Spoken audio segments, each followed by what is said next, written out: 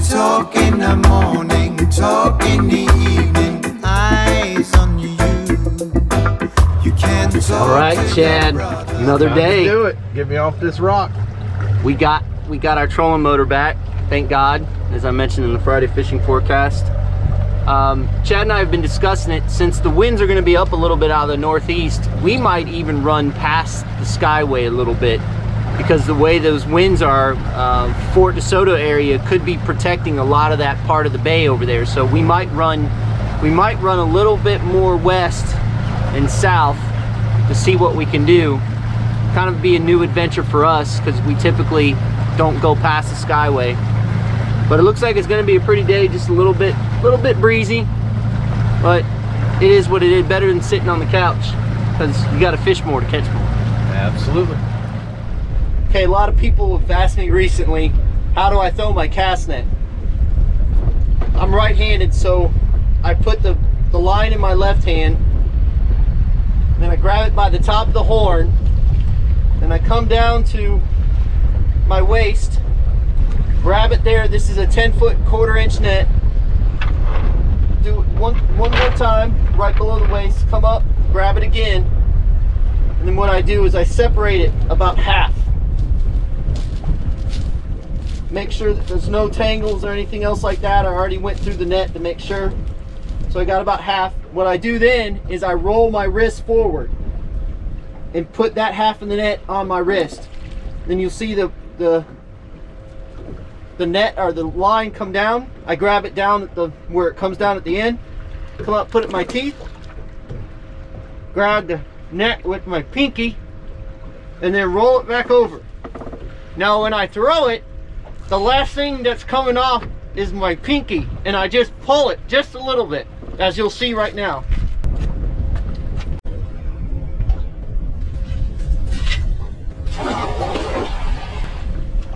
I'll show that. Power of editing.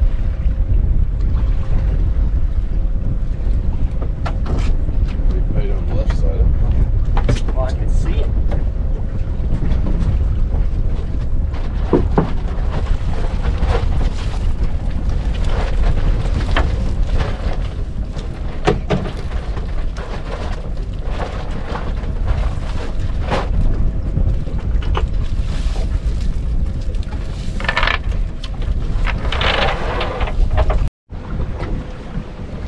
All right, folks, we just started fishing. We just got into the major feeding time. Bait was kind of a pain in the butt because the wind and the tide were going against each other. Even on the flats, the tide was moving pretty good, so it was kind of tough getting bait. But the major feeding time is on, and we're doubled up. Oh, come on, Chad. I threw down a live pinfish. Oh, now we're done. Oh, come on, man. Thank God they're eating pinfish today, because we've got a lot of them. We're right in the in the starting of the major feeding time. As you can see, it's a little bumpy out here. But I figured these fish would probably go off, and they are. I mean, as soon as the bait's getting to the bottom, they're on it. People have been asking me also, as I demonstrated how I throw my cast net earlier, what kind of what are we using for chum to catch the bait fish? We're using Purina Tropical Fish Food 33%, and and I just mix it with water, and that's all we use, and it works great. Our issue today was the back of the boat was going with the wind, and the tide was coming this way, so we were having to throw the chum way up on the flat and let it come back to us. And even then, they were still gathering in front of the boat, but we managed, we got bait, and the fishing's gonna be good, I think, today. Folks, what I'm using is the Stewie jig, and I'm hooking that pinfish through the top of through the bottom, through the top. Didn't do it very, yeah, I did. That's how I'm presenting it to them. And as fast as it's getting to the bottom, they're on it.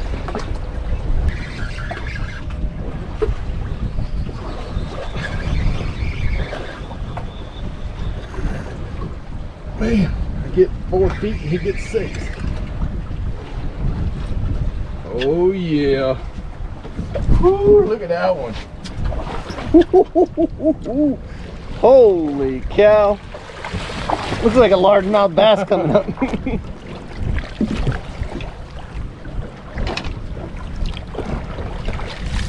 Whoa. That is a good one. That would taste good in a couple weeks. Yep. Good one, Chad. Good one, Chad. Yeah, I don't know why he was bleeding either. As I say all the time, that minor feeding time and the major feeding times and the minor feeding times are so important. These fish are on fire right now. Everything that we're sending down, they're eating. So if you make sure that you want to be in your best spot that you possibly can be during the major or minor feeding times. I see a lot of people make the mistake of searching around for new areas during the minor and the majors. And that's just a big no-no. You definitely want to be in your spot that you're going to fish so you're ready for that major or that minor feeding time. Chad just got a nice mangrove. Nice mangrove. I just caught a grouper. Like I said, that bite is on fire.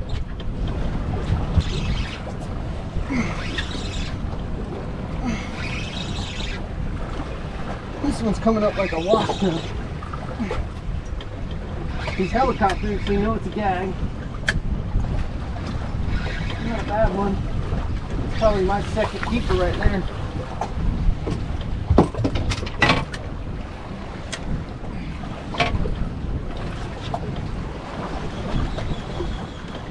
Pretty close. I don't think he'll make it, but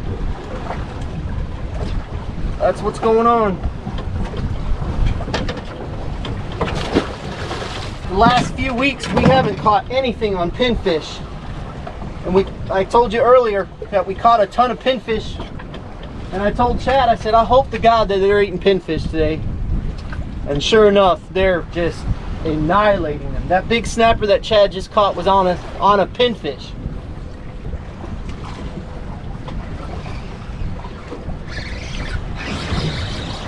Doubled up.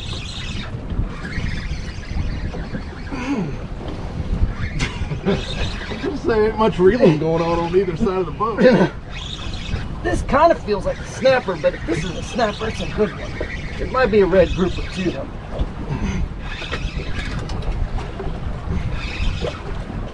No, it's just a big old gag. The big gags are on fire today.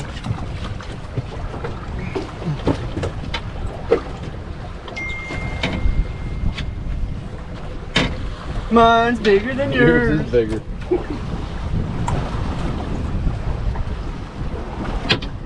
Woohoo! That'd have been my second keeper right there. 2.5 more weeks. Can you give me my conventional? Huh? Just wanted to show you kind of what we're fishing. It's not a lot. Sorry.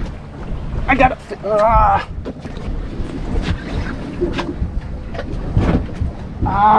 Todd sucks again.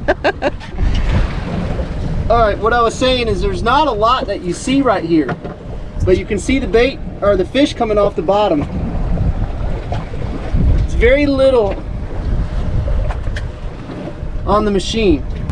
So while you're out there looking, as I tell people that come by the office and things like that, if you see something out of the ordinary on your machine, drop down a bait and see if there's anything there. Because if you dismiss it, if it looks off, fish it, because it means that there's probably something there. And it doesn't hurt to drop down a bait. It doesn't hurt to drop down the bait to see what's down there.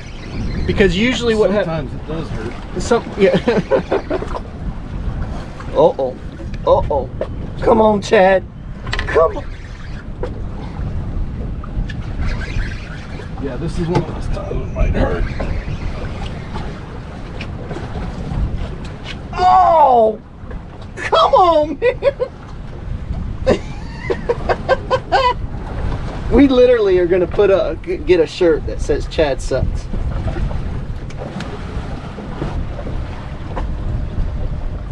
shy, yeah. All right, when you see turtles like that, and I think I've explained this before, it's a really good indication that there's good bottom down below, because turtles usually congregate around hard bottom, rocky bottom, things like that. That's just a telltale sign that we're in a really good spot, as you can see with the fish that we're catching. So if you see a turtle, stop and look at that area, because more than likely that turtle's coming up and he's over good hard bottom or rocky bottom. That's what I call a pinner right there. Got any last words you want, words of encouragement to give them? Because it's fixing to get ugly for both of us. That's a better fish. Yeah.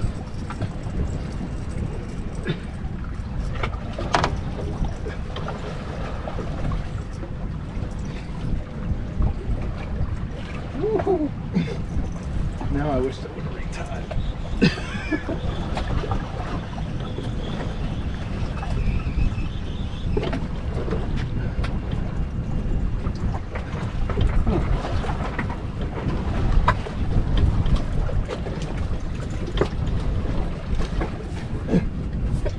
Yeah. Jeez.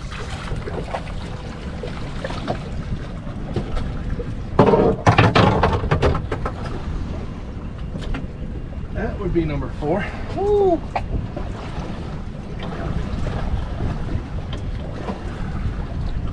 Come see me in a couple weeks. I think I'll retie now. Oh, he's running towards something. That means it's a big boy. Come on, Chad. Oh, come on, man. Son of a... He put the afterburner on. That was on that hand-sized pinfish. Yep. I was just explaining to Chad that the back end of the boat has swung to the left-hand side, and my area of the boat has gone actually off the spot. He's still on it, and it's amazing that I'm how far away from you? 8 feet. 8 feet, and he's getting all the hits, and I'm not getting anything now. So always keep that in mind. If you're in one spot and you're catching fish, and all of a sudden you stop catching fish, sometimes what it means is you watch your GPS and you can see that the boat has shifted, and sure enough, well, I can tell by the direction. Oh, I finally got eaten. But I can tell by the direction that the bow is pointing that we have shifted, and I know from the boat shifting left. So I've got off the spot a little bit. Sometimes I'll get a hit, but not like I was before. I guarantee if I stepped on that side of the boat, I'd get eaten like that. All right, well, we eventually wore that spot out because it's not a very big spot, so we actually wore it out quite a bit. We caught some really nice grouper on it, caught some snapper on it, so it was a good hole for us. We're moving, but we're not going to move very far because we're still in that major. That's what the bottom looks like. That's rocks right there.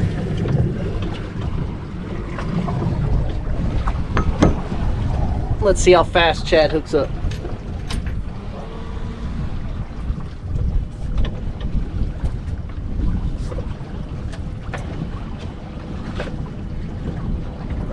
Right away. Lost it. Come on.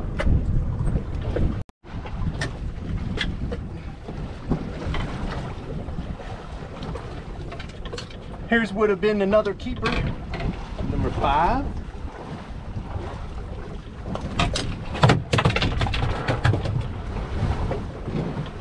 He's bruised now. You might as well keep him in the box. He might not make it. He might not make it.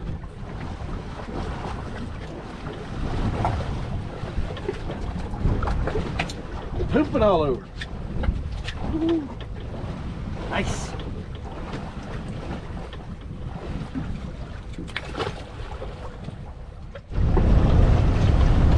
Well, folks, we had a great day on the water. We killed the big grouper. we probably caught 9 or 10, probably around 10 keepers that would have been keepers. And the funny thing is that we caught them all on the major and on the minor. We went 2 hours practically with very little bites. And then as soon as that minor kicked in the afternoon, it was on for about 30 minutes, and then for about an hour. It went from like 3:06 when it started, and it ended at 4:07. And as soon as it ended, the bite almost nearly shut down. So that just goes to show the importance of following the salooner tables. I know a lot of people don't really pay attention to those, but there's a ton to learn from that. And we made sure that we were in the right spots at the right time during the minor and major, and we had a great day.